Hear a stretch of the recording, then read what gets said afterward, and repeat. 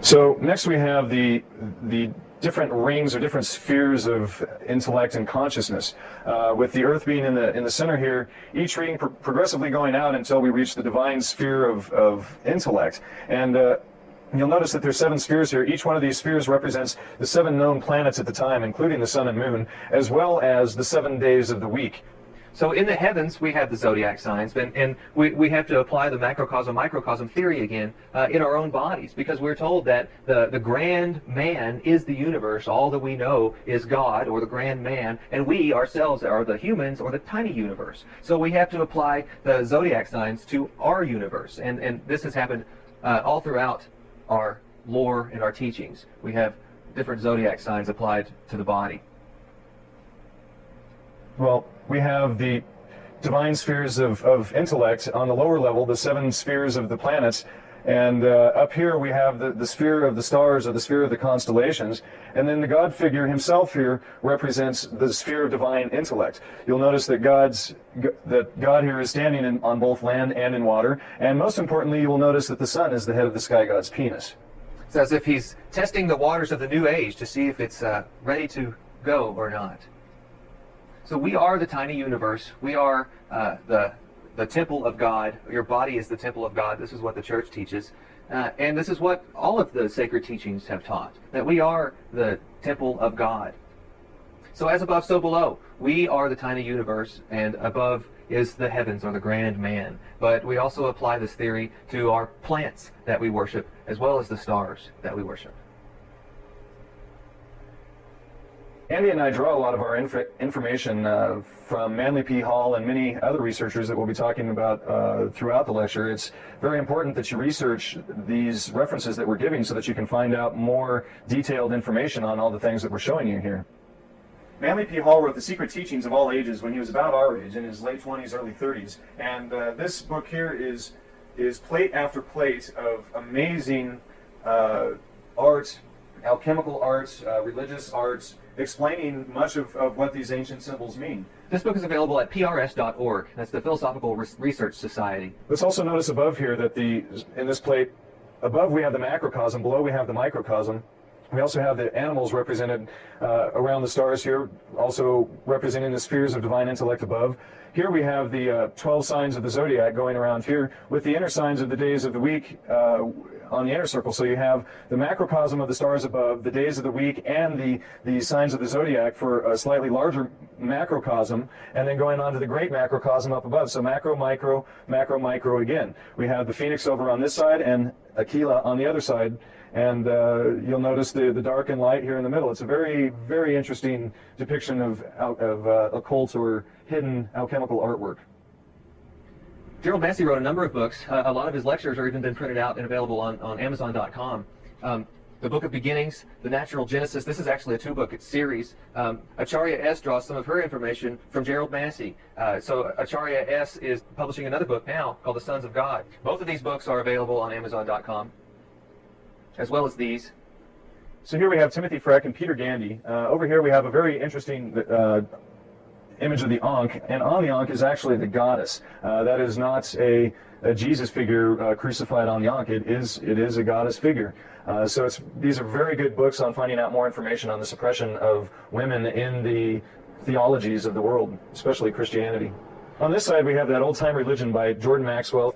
Very interesting book on the history of religions. On the other side, we have The World's 16 Crucified Saviors by Kersey Graves, a very interesting book that we'll be going more into here in a few minutes, which discusses how many of the characteristics applied to Christianity were actually associated with many religions that came before Christianity. In ancient times, as high on the mountain as you can climb and look to the horizon, the earth appeared to be flat. And this is what the common folk were taught, that the earth is flat, that the sun moves through the sky, and this has been proven wrong over time, but this is what the masses were taught. The flat earth or a round earth. What it took to change the minds of the masses who were taught that the earth was flat was a paradigm shift. And a paradigm shift happens lots of times. You can think of a paradigm shift happening as the introduction to computers to society. I can remember this happening when my dad came home saying, we've got to take a computer class now and learn computers, and everybody thought this was just crazy. The paper system worked great. But now we can't live without computers, and we've seen that this evolution it has to happen, and the evolution of knowledge has to happen as well. So we're moving from this concept of a flat Earth to a round Earth, just as we're moving into this concept of, hey, maybe these drug talk isn't so bad, and these people who worship the stars aren't some cult out there. So we're trying to bring a new light into some of this information. Psalms 93:1, Thou hast fixed the earth immovable and firm. Once again, the earth was portrayed as being flat by the priesthood of the Catholic Church and those who controlled and disseminated what information was allowed. One thing that is not mentioned is that the female earth in these ancient philosophies was actually considered to open up or derive from the sun, which was the head of the sky god's penis. So we will be discussing more of this theory of the microcosm of the earth in association with the macrocosm of the sun god as we go through the lecture here. So continuing. Well, Galileo got into a lot of trouble with the church. He said that the earth moves, and the church didn't like this. They rejected his theories. They did more than reject his theories. Rome, February 1633, the Church Inquisition court. Galileo's punishment was life in prison. Not every culture on Earth believed that the Earth was flat. This theory actually happened to be primarily an Indo-European belief, and it was not necessarily a belief held in the priesthood and those who were learned in the ancient secrets. It was primarily just a theory that was put toward the masses as a whole. The ancient cultures had great amounts of mathematics and geometry, like the Mayan culture actually created this calendar in 3500 BCE on what is called the Great Year, the Platonic Year, and it has more accuracy today than probably any other calendar known. This is the calendar that ends in 2012, the beginning of the age of Aquarius, or the end of the Aquarius initiation. So these guys are looking at the stars in the heavens and documenting what they see. And these are the astronomers and the mathematicians. And this is the beginning of astrotheology. Emperor Constantine is said to have converted to Christianity. But what is little talked about with Emperor Constantine is that in 325, Emperor Constantine held the Ecumenical Council, also known as the Council of Nicaea, and he called together 300 of the world's leading philosophers and the greatest minds of the time. And at the Ecumenical Council, Emperor Constantine literally created Christianity. As we will show as continuing on through the lecture here, Emperor Constantine was in no way converted to Christianity as we're taught. He literally created Christianity at the Council of Nicaea. This Council of Nicaea, a lot of you may remember in church, if you grew up a Christian, that the Council of Nicaea, or the Nicene Creed, and the Nicene Creed is really just a list of things that the Christians believe in. I believe in this, and this, and this, and that's what came out of the Council of Nicaea in 325. Emperor Constantine worshipped Sol Invictus. Sol Invictus is also sometimes called Mithra. Sol Invictus is literally translated as unconquered sun. So Emperor Constantine was a sun worshipper, and he directly incorporated his sun worship knowledge into Christianity. Here we have Sol Invictus and Mithra together. Mithra on the right side here is surrounded by the Mazzaroth, or the zodiac, wrapped in the caduceus, or the serpent, with the wings above, and going out of the primordial mound at the bottom there. Mithra, you notice, is in the center here. Mithra is the divine deity, surrounded by his 12 helpers of the sun. So Mithra has 12 helpers like Jesus did. Mithra is in the middle of the 12, making him the 13. So 13 it's unlucky if you use it because it is reserved for divinity.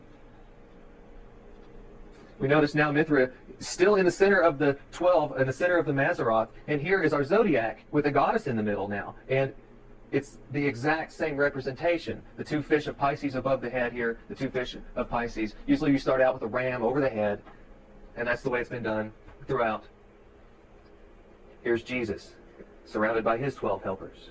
Well, we see this representation often. Here is Christ, and here is Christ in the center of the zodiac. You'll notice the 12 signs of the zodiac around him. Jesus is the number 13. He is divinity.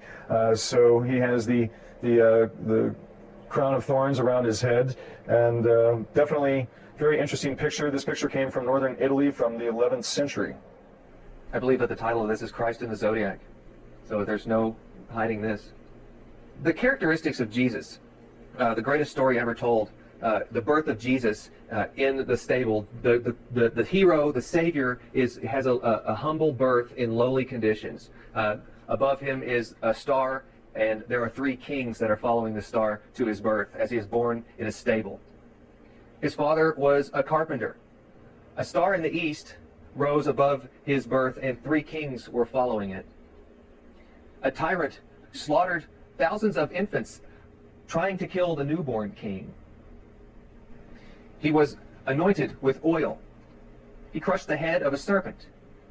He healed the sick. He raised the dead. He performed miracles. He was a teacher in the temple. He was crucified between 2 thieves, and the sun darkened at his death. He is the second person in the Trinity. He rose from the dead in the sight of all men, and he will come again to judge the living and the dead. This story, all of this story, is what came out of the Council of Nicaea in 325. And basically, this is the Nicene